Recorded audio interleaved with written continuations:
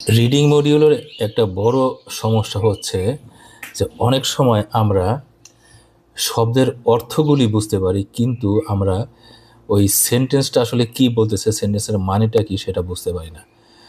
আমাকে একজন মেসেজ দিয়েছে, উনি উনি বলেছে যে যে সব ওয়ার্ডের অর্থ জানলেও ভুল মিনিং করে ফেলি ফুল সেন্টেন্স এর, বিশেষ করে লং ডিফিকাল্ট একাডেমিক সেন্টেন্সগুলো। তো ওনার এই সমস্যাটা নিয়ে রিসার্চ করে আমি এর একটা সলিউশন বের করেছি। তো উনি যে সমস্যাটা বলেছেন তার সংক্ষেপে যেটা বললে যা বোঝায়, শব্দের অর্থ জানলেও ফুল সেন্টেন্সের অর্থ বুঝতে প্রবলেম হচ্ছে। এই হচ্ছে তার মেইন সমস্যাটা। তো আমরা স্টেপ বাই স্টেপ আমরা এর সলিউশনটা এখন দেখব। প্রথমত হচ্ছে কনটেক্সচুয়াল মিনিং। একটা সেন্টেন্সের মধ্যে অনেকগুলা ওয়ার্ড থাকতে পারে, ওয়ার্ডের মিনিং ভিন্ন ভিন্ন হতে পারে, কিন্তু সেই স্পেশাল কনটেক্সটে ওটার মিনিংটা কি সেটা আমাদেরকে বোঝা লাগবে। যেমন ধরেন, আমরা এখানে বলা আছে দ্য স্টাডি সাবজেক্টস ওয়্যার আস to address the issue of climate change. এখন আমরা যদি এই দুটো শব্দ সাবজেক্টস অ্যান্ড অ্যাড্রেস, এগুলোর লিটারেল মিনিং যদি আমরা ধরি, লিটারেল মিনিং আসবে কি, সাবজেক্ট মানে হচ্ছে আমরা যেরকম সাবজেক্ট বিভিন্ন বিষয় যেমন ম্যাথ, সায়েন্স, হ্যাঁ, ইংলিশ, হ্যাঁ, সেরকম আমরা ভাবতে পারি, কিন্তু কিন্তু সেটা হবে না। কিন্তু এখানে আবার আছে অ্যাড্রেস। অ্যাড্রেস বলতে আমরা অনেক ক্ষেত্রে ঠিকানা বলতে পারি, ঠিক আছে, কিন্তু এখানে কিন্তু কনটেক্সটে কিন্তু ঠিকানা না। আমরা ভালো করে পড়ি, ফুল সেন্টেন্সটা কি বলছে, দ্য স্টাডি সাবজেক্টস ওয়ার আস to address the issue of climate change. এখানে দ্য স্টাডি সাবজেক্টস বলতে বোঝাচ্ছে এই প্রথমে বুঝি যে স্টাডিটা বুঝাচ্ছে গবেষণা, হ্যাঁ, স্টাডি সাবজেক্টস মানে যারা গবেষণা করতেছে, হ্যাঁ, তারা আস টু অ্যাড্রেস, তাদেরকে বলা হয়েছে কিসের উপর ফোকাস করতে, হ্যাঁ, অ্যাড্রেস দ্য ইস্যু, এই ক্লাইমেট চেঞ্জের যে ইস্যুটা সেটার উপরে ফোকাস করতে বলছে, মানে প্রায়োরিটি দিতে বলছে বেশি, ঠিক আছে। এই হচ্ছে বিষয়, এর মানেটা বোঝাচ্ছে এরকম আর কি, হ্যাঁ। তো তো যদি আমি বাক্যটার মানে বলতে যাই, সেক্ষেত্রে হচ্ছে যে যারা গবেষণা করতেছে তাদেরকে বলা হয়েছে ক্লাইমেট চেঞ্জের মানে ক্লাইমেট চেঞ্জ নিয়ে বেশি ফোকাস দিতে আর কি, হ্যাঁ। এই হচ্ছে বিষয়। তো আমরা বুঝলাম কি কনটেক্সচুয়াল মিনিংটা আর কি আমরা দেখব। নেক্সটে যাচ্ছি সেন্টেন্স স্ট্রাকচার। ক্লজ থাকার কারণে দু তিনটি আলাদা তথ্যকে একক তথ্য মনে করা হয়, হ্যাঁ। এমন হয় যে মাঝে মাঝে যে ক্লজ থাকে, ক্লজ দিয়ে কয়েকটা অর্থ দেওয়া হয়, সেক্ষেত্রে আমরা যদি তথ্যগুলিকে সেপারেট করতে না পারি, তাহলে আমরা বাক্যের অর্থটা ভালো মতো বুঝবো না। যেমন ধরেন, the theory which was proposed in 1920 but remained ignored for decades has finally been validated by recent experiments. এই যে দ্য থিওরি বসে, তারপরে আমি এখানে যদি আমি একটু ড্র করে দেখাই, এই যে থিওরি বলার পরে একটা কমা আছে, হ্যাঁ, তারপরে হুইচ দিয়ে শুরু করছে, এখানে আরেকটা কমা দিয়ে শেষ করছে, হ্যাঁ। এই যে মাঝখানের যে এই কথাগুলো, এটা হচ্ছে আরো তথ্য, আরো বাড়তি ইনফরমেশন আর কি আমাদেরকে দিচ্ছে। এটা যদি আমি বাদ দিলাম, এই মনে করেন যে এটা আমি এই মুহূর্তে বাদ দিলাম, বাদ দিয়ে পড়ি the theory has finally been validated by recent experience, মানে বোঝাচ্ছে যে এই থিওরিটা রিসেন্ট এক্সপেরিমেন্টে ভ্যালিডেট করা হয়েছে। কিন্তু এখানে যে হুইচ দিয়ে এটাকে বাড়তি এক্সট্রা কিছু ইনফরমেশন আমাদেরকে দিল। যেমন ধরেন যে হুইচ ওয়াজ প্রপোজ ইন 1920, হ্যাঁ, বাট রিমেইন্ড ইগনোরড ফর ডিকেডস, হ্যাঁ।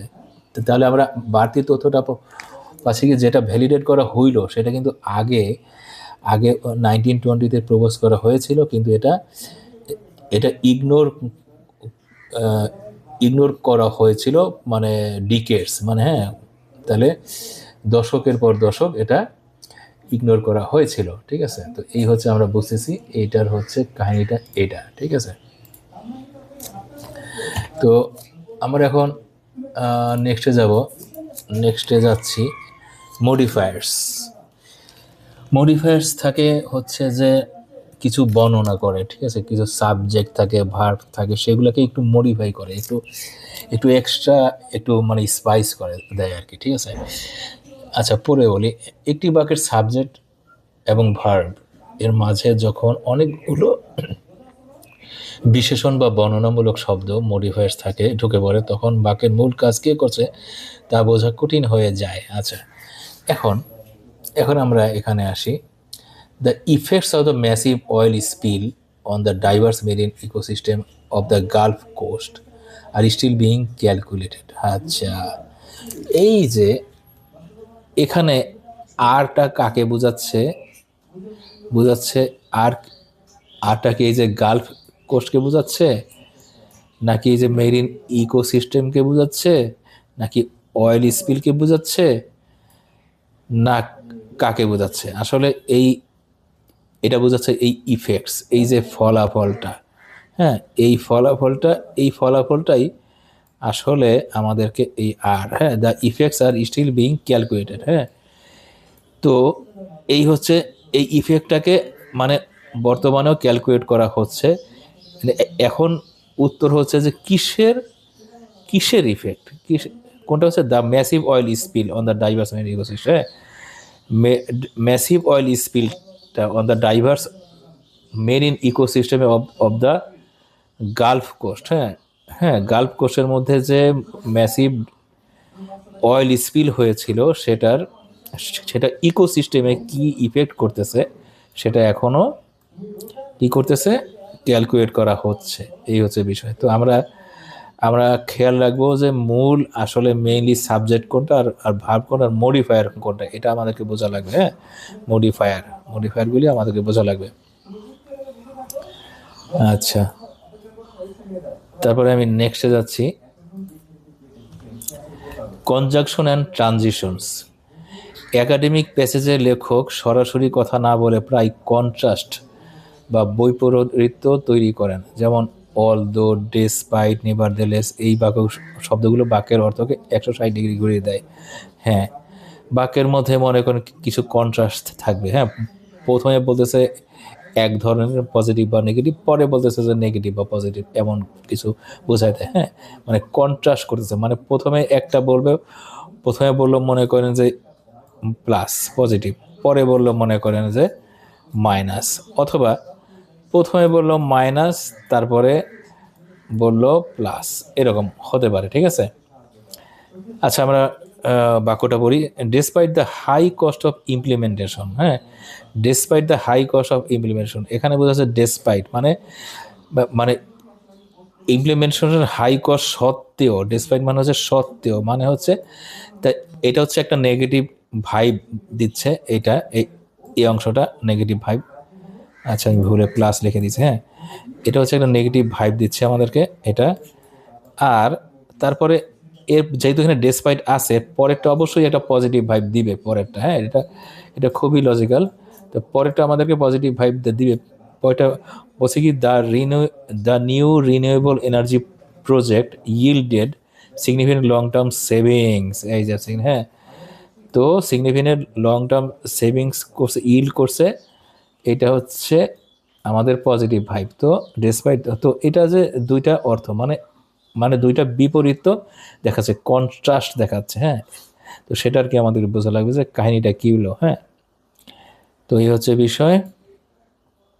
তো পরেরটায় যাই, সাবজেক্ট ভার্ব আইডেন্টিফিকেশন। এটাও একটা বিশাল একটা বিষয়। সাবজেক্ট ভার্ব যদি বোঝা না যায় কোনটা সাবজেক্ট কোনটা ভার্ব, তাহলে কিন্তু খুবই সমস্যা, তাহলে কিন্তু অর্থের মিনিং বোঝা যাবে না। আচ্ছা, দেখি, the rapid development of artificial intelligence. তারপর despite the numerous ethical concerns raised by expert globally. আচ্ছা, এটুকু আমি বাদ দিই। Offers unprecedented opportunities of health care. আচ্ছা, তাহলে এই যে অফার একটা ভার্ব আছে, এই ভার্বটা কোনটার নাউন? হ্যাঁ, এই ভার্বটার নাউন কোনটা? এই যে এক্সপার্ট, হ্যাঁ, তারপরে নিউমেরাস কনসার্নস, নাকি নাকি আর্টিফিশিয়াল ইন্টেলিজেন্স নাকি, ঠিক আছে, এগুলি বোঝা লাগবে। তো এখানে কমা দিয়ে সেপারেট করছে এটাকে, ঠিক আছে, মানে এটা হচ্ছে এক্সট্রা ইনফরমেশন আমাদেরকে দিচ্ছে একটা নেগেটিভ ভাইব দিয়ে, ডিসপাইট দিয়ে একটা নেগেটিভ ভাইব। হ্যাঁ, এখন the the rapid development of artificial intelligence, তাহলে সাবজেক্টটা কোনটা হবে?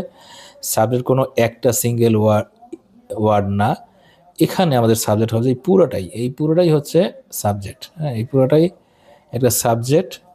আর এখান থেকে হচ্ছে ভার্ব, এই যে এই অফারটা কি করছে, এটা হচ্ছে ভার্ব, সাবজেক্ট ভার্ব আইডেন্টিফিকেশন, এটা আমাদেরকে বোঝা লাগবে। হ্যাঁ, সাবজেক্ট সব সময় যে যে ওয়ান ওয়ার্ড থাকবে সেরকম না, একটা পুরা বিষয়টাই একটা সাবজেক্ট হতে পারে, ঠিক আছে, এই হচ্ছে বিষয়। তারপর নেক্সটে যাচ্ছি, আইডেন্টিফাইং রিলেটিভ ক্লোজ। হ্যাঁ, রিলেটিভ ক্লোজ বোঝা লাগবে। হ্যাঁ, একাডেমিক রাইটিংয়ে হুইচ, হোয়াট, হোম, হুজ দিয়ে বড় বড় ক্লজ ঢোকানো হয়। এগুলো মূলত বাক্যের কোনো একটি নির্দিষ্ট শব্দকে বর্ণনা করে, ঠিক আছে, এটা কোনো একটা নির্দিষ্ট শব্দকে বর্ণনা করে, ঠিক আছে।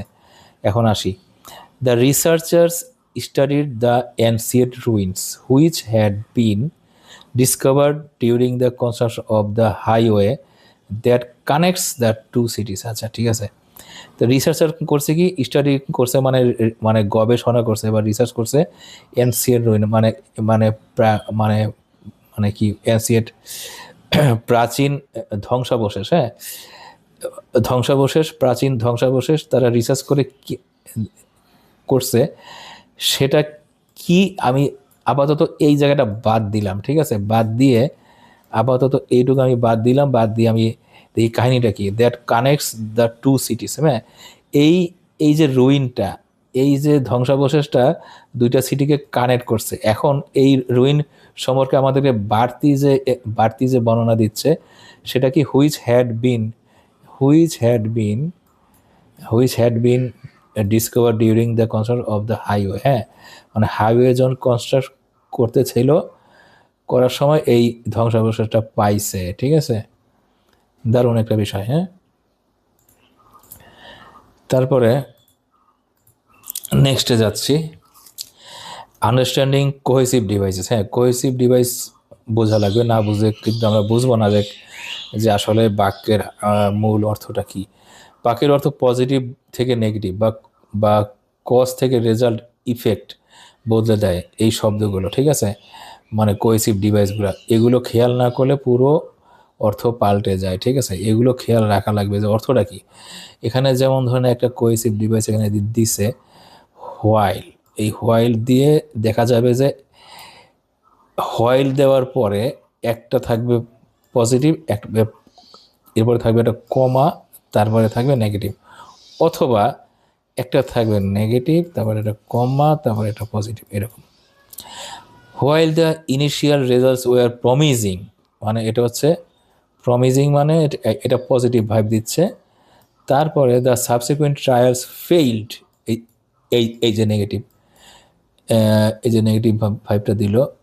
হ্যাঁ, ফেইল্ড, এটা হচ্ছে নেগেটিভ ভাইব দিল, ঠিক আছে, এই যে ফেইল্ড নেগেটিভ ভাইব। হ্যাঁ, to demonstrate any significant improvement, ঠিক আছে।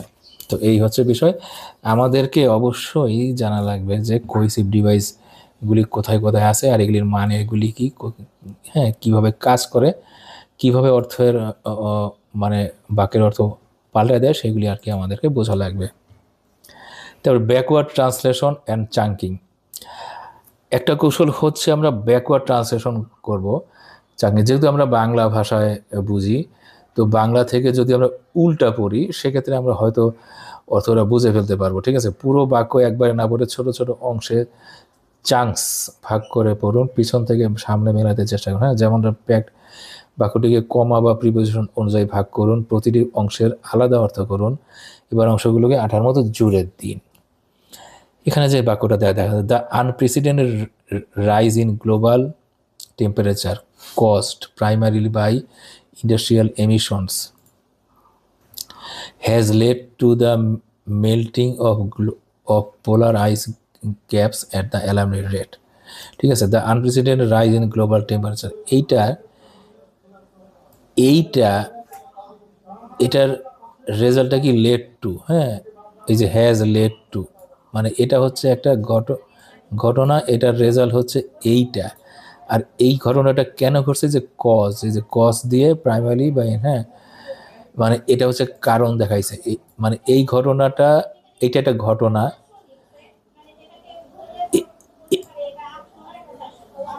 এই জাতীয়, এটা হচ্ছে একটা ঘটনা, আর এটা হচ্ছে এই ঘটনাটার কারণ, আর এটা হচ্ছে ঘটনাটার ফলাফল। ঠিক আছে, এই যে এইভাবে আমাদেরকে বোঝা লাগবে। ঠিক আছে, আমি যদি এখানে লিখে দিই, এটা হচ্ছে কি একটা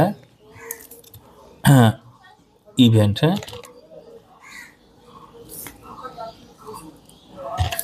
ইভেন্ট, এটা হচ্ছে, এটার হচ্ছে এর কারণ কজ, আর এই শেষেরটা হচ্ছে এটা কি ইফেক্ট। ঠিক আছে, আর ওটার ফলাফল ইফেক্ট বা রেজাল্ট। ঠিক আছে,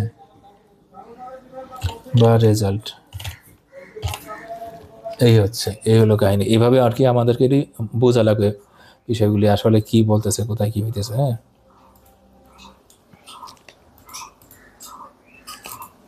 তো নেক্সটে যাচ্ছি। নেক্সটে আর নাই, এই শেষ এ পর্যন্তই। এখানে আমার আমি যখন প্রায় যে সময় ইংল্যান্ডে ছিলাম আর কি, লন্ডনে বার্মিংহামে ছিলাম, তো সেই সময় কিছু ছবি এখানে দিয়ে দিয়েছি আমার ওল্ড লাইফ স্টাইল সম্পর্কে ধারণা দেওয়ার জন্য। আর এটা হচ্ছে আমার প্রতিষ্ঠান IELTS 789, এই হচ্ছে IELTS 789। ঠিক আছে, এই হচ্ছে বিষয়। আর আমার একটা বই আছে, এই বইটা রিডিংয়ের উপরে, এই রিডিংয়ের উপরে বইটা পড়বেন। পড়লে মনে করেন যে কেমব্রিজে যেভাবে গাইডলাইন দেওয়া আছে সেগুলি আপনি জানতে পারবেন, সহজে আপনি সলভ করতে পারবেন। ঠিক আছে, বাংলায় লেখা আছে, কোনো সমস্যা নাই, পড়তে সহজেই বুঝবেন। তো আজকের মতো এ পর্যন্তই ভিডিওটা। খোদা হাফেজ।